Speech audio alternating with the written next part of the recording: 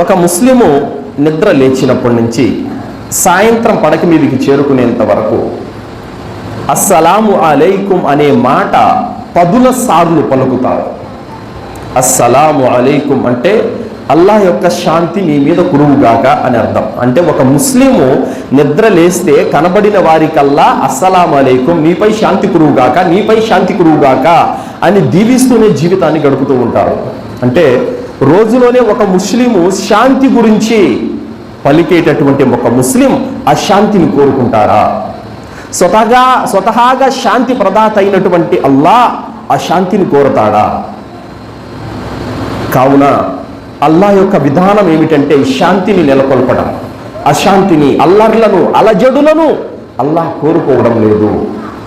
కావున ఒక ముస్లిము బయటికి వెళ్ళాడంటే కనిపించిన వారికి సలాం చేస్తాడు, ఇంట్లోకి వచ్చాడంటే ఇంటి వాళ్ళకి సలాం చేస్తాడు, బజార్లోకి వెళ్ళినా ఇంకా ఎక్కడైనా ప్రయాణం వెళ్ళినా కనిపించినటువంటి ప్రతి ముస్లిం కూడా సలాం చేస్తూ ఉంటాడనమాట. అన్ని సార్లు ఒక మనిషిని దీవిస్తూ ఉంటాడు. మరి అంతగా శాంతి కోరుకునే ఒక ముస్లిం అశాంతిని, అలజడులను కోరుకుంటాడంటే ఇది అవాస్తవం సోదరులారా.